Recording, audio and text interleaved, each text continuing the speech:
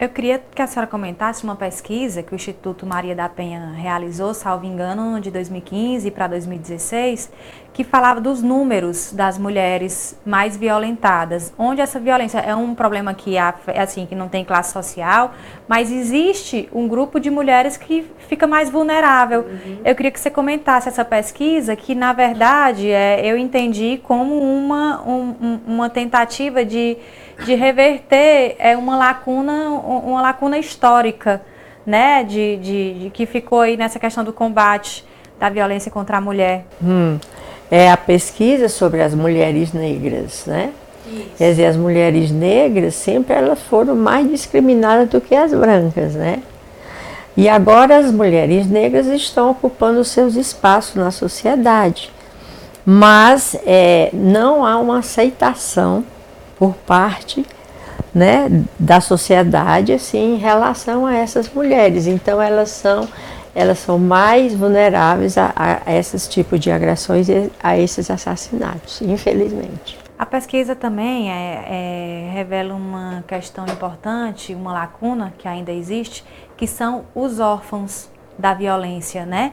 Para cada mulher assassinada, são três órfãos que ela deixa. Isso, assim, foi um fator muito importante, porque no dia que eu fui atingida quase que mortalmente, eu pedi muito a Deus que não deixasse minhas filhas na orfandade, né? Inclusive, uma semana antes a gente estava conversando no trabalho e eu falei isso, olha, minhas filhas, Ave Maria, porque eu já sabia o que eu passava, né? Que minhas filhas nunca fiquem órfãs de mãe, enquanto elas forem pequenas. E elas tinham 7, 5 e 2 anos de idade completos nessa época, certo? E sempre eu coloquei nas minhas palestras essa preocupação. E tivemos a felicidade de ter um encontro com o professor José Raimundo, um pesquisador, né, de trabalhos internacionais, inclusive, e nós ficamos muito felizes quando a gente conversou sobre isso e ele ficou interessadíssimo realmente desse aspecto que ele disse que nunca tinha pensado, né, como realmente não havia nenhuma informação sobre as vítimas invisíveis da violência doméstica, né? Mostrava-se o nome do assassino, o nome da vítima, né? Mas ali ficava. Não tinha assim uma informação que fizesse com que o poder público se interessasse pelo destino daquelas crianças, né? E isso foi assim um ponto de vista que eu sempre defendi e hoje, né, já foi colocado numa das pesquisas, na segunda onda dessas pesquisas, né, a importância, né, de pensar nessas vítimas invisíveis. A Lei Maria da Penha está sendo implementada, sendo trabalhada no ECA, entendeu? Porque são muitas as crianças, né, que sofrem violência sexual, né, e violência física mesmo, e que eles estão trabalhando em conjunto com a Lei Maria da Penha a questão da criança e do adolescente. Então, no estatuto. oficialmente não se sabe o destino desses órfãos da violência civil? Assim, você não tem um espelho do que essa criança tem dentro de si, né? O que é que como é o seu comportamento hoje, porque se as minhas filhas tinham 7 anos e depois de 35 anos, quantos anos, né? De 30 anos, elas já são mães, casaram, tem na faixa de 40, 42, 45 anos, né? Então, assim, já são adultas, né? E quantos adultos provenientes de uma violência, né, contra a sua mãe estão no mundo? trata-se muito da violência como se parasse ali, na vítima. E na verdade não é. Aquela violência atinge mais pessoas, principalmente pessoas vulneráveis, como Exato, crianças, como os filhos. E avós, às vezes, de muita idade, né? Os pais, da vítima, né? Qual foi o impacto da sua história na vida das suas filhas? Como foi que que a senhora conseguiu trabalhar com isso? Olha, elas eram vítimas dele e elas não queriam ir para a visita semanal, quinzenal, né, que o juiz determinou. E eu não tinha essa preocupação porque, como ele as maltratava, então elas não tinham interesse de sair, isso aí foi um alívio para mim, né? E eu nunca conduzi a coisa como de dizer seu pai não presta, eu nunca conduzi dessa maneira. Mas eu conduzi dizendo que eu fui vítima e que eu queria saber quem tinha feito isso e quem tinha feito ia pagar pelo que fez. Entendeu? Então, por 19 anos eu lutei pela justiça. E no momento em que ela foi feita, entre aspas, porque ele ficou só 2 anos preso, né? Em regime fechado. Então, a história que correu o mundo, ela já tinha um conhecimento, né? E eu perdi muito meu contato com elas, assim, na questão de fazer aquilo que nós mães gostamos de fazer. De acalentar, de puxar para dentro da rede, balançar, né? De botar no colo. Isso aí eu não tinha condição de fazer, porque eu tive também de me cuidar muito. Eu tive que me submeter a várias cirurgias para eu poder ter a condição de sentar, ter a condição de fazer fisioterapia. E graças à minha família, né, elas não viveram assim num ambiente amargo, porque minhas irmãs levavam para passear, viajavam nas férias com ela, entendeu? Então, eu fui muito feliz nesse sentido, pela família que me acolheu e acolheu a elas. Então eu olho para elas hoje e digo, eu tenho muito orgulho de vocês, porque elas não passaram para a vida delas a amargura, né, os problemas que elas passaram quando eram crianças e que eu passei também. Como é o processo de superação, né? Assim, para muitas mulheres, entender que as que passaram por um processo de violência, superar aquele momento e viver normalmente, viver feliz, retomar a vida. Como é que foi esse processo? Olha, o processo, eu posso dizer que foi um processo que terminou vitorioso, né? Porque esse processo demonstrou para o Poder Judiciário a inoperância dele, o machismo presente no Poder Judiciário, quando, na época, a gente tinha conhecimento de que os assassinatos de mulheres sempre permitia a absolvição do réu, até por uma tese que eles diziam que o homem matou aquela mulher porque estava sob uma violenta emoção, porque a mulher não queria mais continuar o relacionamento, né? E então ele ficou muito traumatizado por essa conduta, mas não fala que a conduta era de maltratar, né? Então ele muito traumatizado e conseguiu convencer os jurados de que ele devia ser absolvido, né? Então, essa superação para mim aconteceu nesse acompanhamento dos casos, aconteceu quando eu comecei a conviver com o movimento de mulheres e me inteirar sobre o machismo, né? Porque até então, o que eu conhecia era de que o marido de fulana é muito bom, mas quando ele bebe, ele bate na mulher. Entendeu? Então era assim, o marido era perfeito, a mulher que não sabia conviver com aquele homem. tinha que conviver de uma maneira, né, que baixando a cabeça e apanhando todo dia, e isso não é correto. Eu acho que durante esses anos em que eu participei do movimento de mulheres, eu provoquei muita imprensa, entendeu? E dei muitos depoimentos. Por exemplo, um dos casos assim que eu sempre contava, eu recebi a ligação de uma cidade grande do país e o radialista, né, conversando comigo, querendo saber dos pormenores do que aconteceu e tudo mais, e quando terminou ele disse assim, que isso não, a pergunta foi dele, mas eu já tinha escutado de mulheres inclusive. Mas o que foi que a senhora fez mesmo a merecer esse tiro? Olha só. Então, como é que se diz? Isso era uma coisa padronizada na cabeça dos homens e das mulheres. Entendeu? Perguntavam isso, né?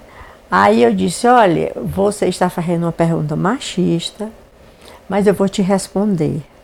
Não, não sou eu, são meus ouvintes. Eu digo, sim, mas que eles ouçam também. Aí eu disse, se eu tivesse traído meu marido, eu não merecia ter levado um tiro. Porque você já pensou? Os homens começam a trair suas mulheres e a gente não tem a estatística de quantos homens morreram porque traíram suas mulheres. Porque isso não acontece. Pode até acontecer, mas muito raramente, né? Então, porque eu traí meu marido, eu tinha que ser assassinada? Ou muitas vezes por não querer mais aquele relacionamento, né? Aí assim, isso sempre eu contei. E hoje, é assim, eu não escuto mais esse tipo de pergunta. Eu acho que, assim, eu devo ter contribuído junto com o movimento de mulheres, né, para uma reflexão por parte do homem. Por parte da sociedade como um todo. Da sociedade, né? como um todo.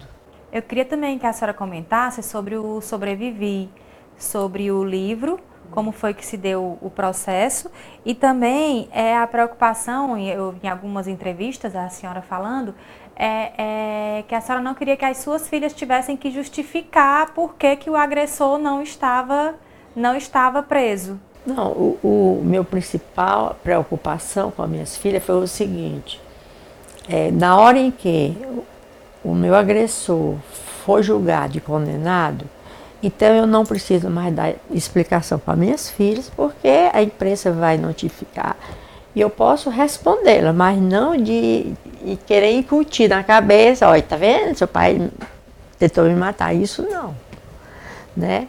Mas aí eu comecei a me preocupar porque o primeiro julgamento aconteceu 8 anos depois do fato. Então a minha filha, que tinha 7 anos, com 8 já estava com 15. Aí a minha preocupação, minhas filhas, quando estiverem moças, vai ser assim uma coisa tão difícil para elas começarem a namorar, porque a mãe do garoto vai perguntar, sua namorada sua namorada é filha de quem? O que é que o pai dela faz? O que a mãe faz? Pergunta que todo pai e toda mãe faz, né? Tá namorando com quem? Tudo mais. Aí eu me preocupava e dizia assim, dele dizia assim, mãe, ela é filha da Maria da Penha. Quem é a Maria da Penha? Aquela que o marido tentou matar com um tiro. E ele foi preso? Não, ele foi um julgamento, não está preso, mas ainda está no Poder Judiciário. Aí a minha interpretação, que seria essa, achava que era essa, que podia ser. Ele dizia assim, aí a mãe dizia, pois cuidado, olha, se ela não conseguiu que esse homem fosse preso, talvez ela tenha culpa no cartório, né? Sabe lá se ela não traiu ele? Por que ele não conseguiu ele não foi preso? Qual a razão? Se a justiça não prendeu, alguma coisa ela fez, entendeu? Porque na cabeça das pessoas, homens e mulheres, a gente pensa que a justiça é justa, né? A justiça existe, que a justiça existe, mas quem precisa da justiça sabe como é difícil você provar que você tem razão.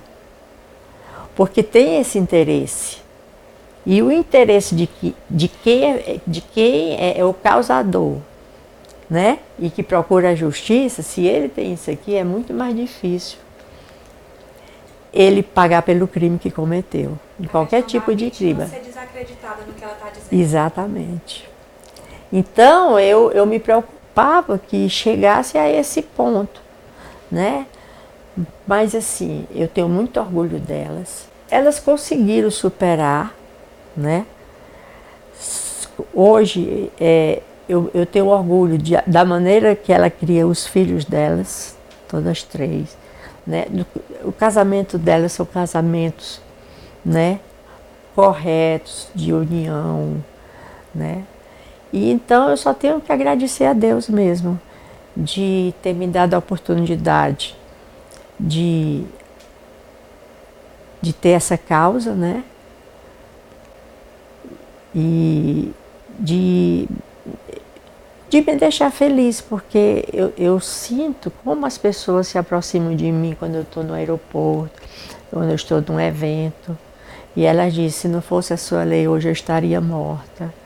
Entendeu? E eu não posso me furtar a dar uma entrevista, como eu estou dando para você, aceitar um convite para uma viagem. Por mais que as coisas assim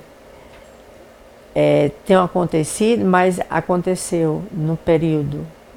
Foi tão reconfortante no final que eu ainda estou devendo muito a Deus. Né? Eu preciso ainda estar batalhando ainda mais para compensar a minha sobrevida naquele ano de 1983. O seu agressor, que tentou 2 vezes tirar a sua vida, ele há um tempo fez com que você acreditasse, com que a senhora acreditasse numa bela história de amor.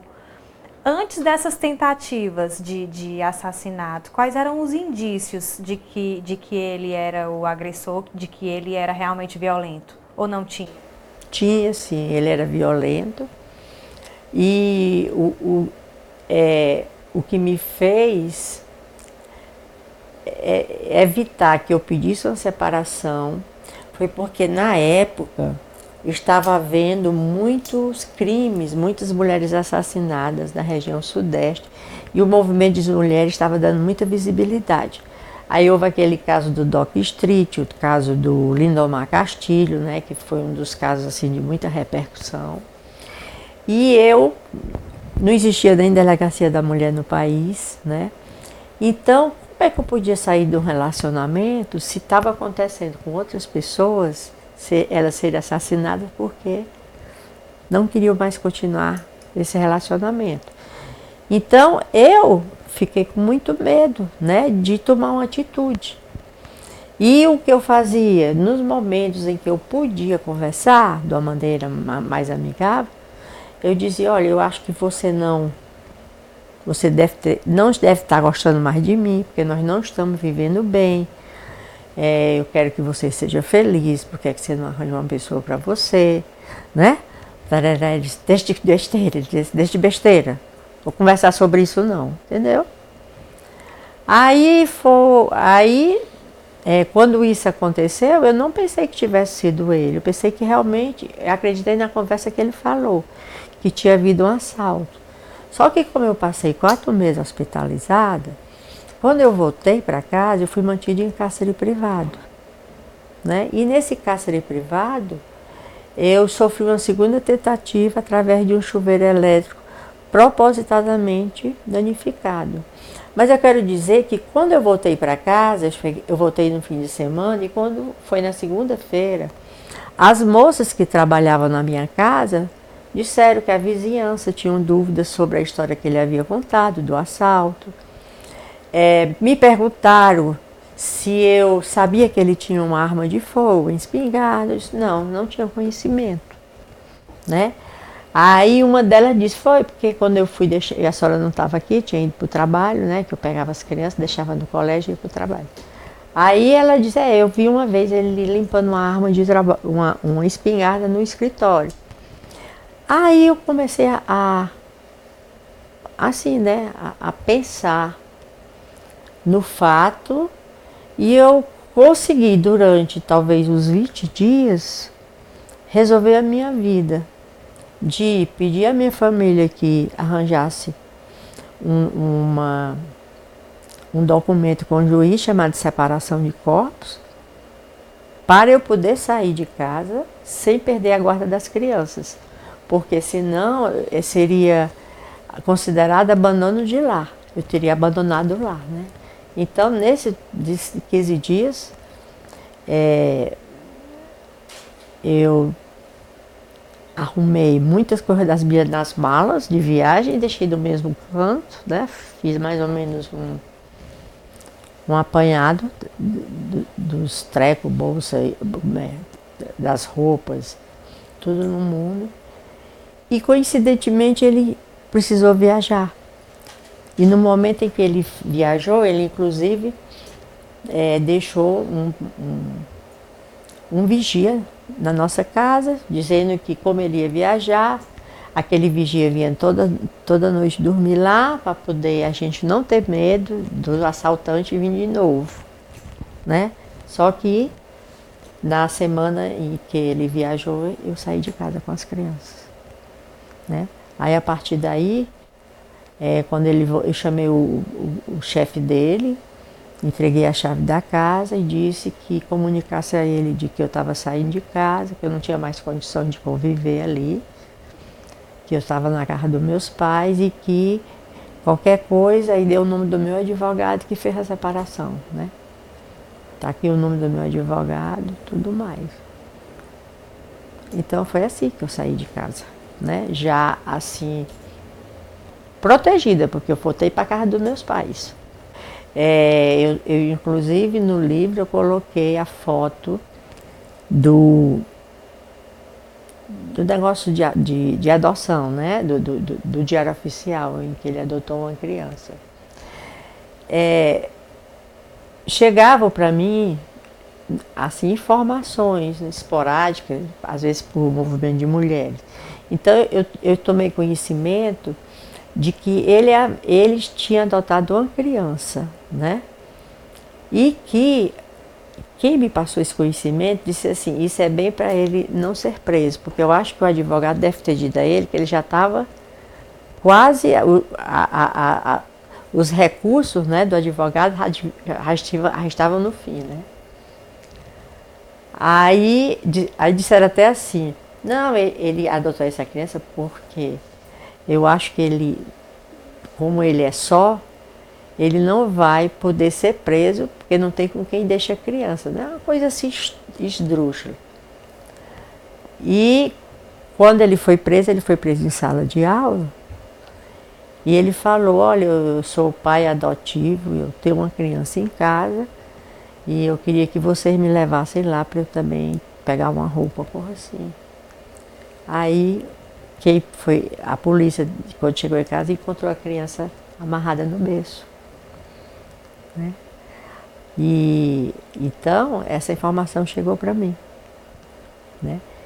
Então eu pergunto, e qual o critério de uma justiça que dá para um homem que já está com a prisão preventiva decretada, né? Faltou pouco tempo, foi pouco espaço de tempo, e que concede a guarda para um camarada que maltratava as próprias filhas. A história dele já foi no segundo julgamento isso, que ele adotou essa criança. Então, qual o critério do Poder Judiciário, né, de permitir essa adoção? A senhora fala muito da questão da sua família, do apoio que a senhora recebeu, que inclusive... Essa menina leu muito, não foi? Deus me...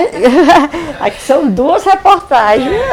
O programa a gente tem tempo, né? Eu queria que a senhora falasse dos valores que marcaram a sua criação, como foi sua infância, esse apoio familiar que a senhora sempre teve, que a senhora fala tanto. Olha, primeiro eu não incuti nenhum tipo de ódio, né, nesse relacionamento. Segundo, As minhas irmãs eram muito presentes na vida das minhas filhas, né? Eu tinha duas irmãs que moram fora, aqui no Brasil, e duas que moravam em Fortaleza, moravam aqui, né? E uma delas casou e a outra era solteira. Então, época de férias, levava minhas filhas para outras cidades, né? Aí lá tinha os primos, elas tinham a liberdade de falar, de chorar, de não querer. Quando lá na minha casa, elas não podiam fazer isso, né? Tinham que aceitar toda imposição. Que mensagem a senhora deixa para as mulheres? Para as mulheres da atualidade? Olha, eu acho que quando a gente se livra de uma situação de violência doméstica, a vida recomeça. Recomeça com mais alegria, com mais vontade de a gente trabalhar, com mais vontade da gente cuidar dos nossos filhos, certo? Então eu digo assim, eu sou muito mais feliz hoje do que durante o período que eu estive casada com ele. Então as mulheres do movimento que se unam, Que fortaleçam a luta. Que acreditem no que a Lei Maria da Penha trouxe para elas, que são inúmeras as mulheres que saíram de situação de violência, que procurem a orientação da Casa da Mulher, do Centro de Referência da Mulher, que é um local onde, na Casa da Mulher Brasileira, é o primeiro local que a mulher, né, frequenta. Lá ela vai ter um atendimento psicológico, jurídico e social, vai orientar, né, ela tire suas dúvidas, repense a sua conduta e toma a decisão de sair daquele relacionamento. Eu queria mais uma vez agradecer e também mais uma vez dizer que é uma honra estar aqui conversando com a senhora. Obrigada pelo tempo e por ter engrandecido o nosso programa com a sua presença e o seu conhecimento. Mas o mérito foi seu, né? Você estudou bastante. Obrigada. Queria agradecer também aos meninos que ficam aí nos bastidores. É um programa de mulheres, mas Tá certo. É uma frase que eu gosto de dizer. A principal finalidade da lei que leva o meu nome não é de punir os homens, mas de proteger as mulheres e punir o homem agressor, que é muito diferente. É verdade, é verdade. Obrigada.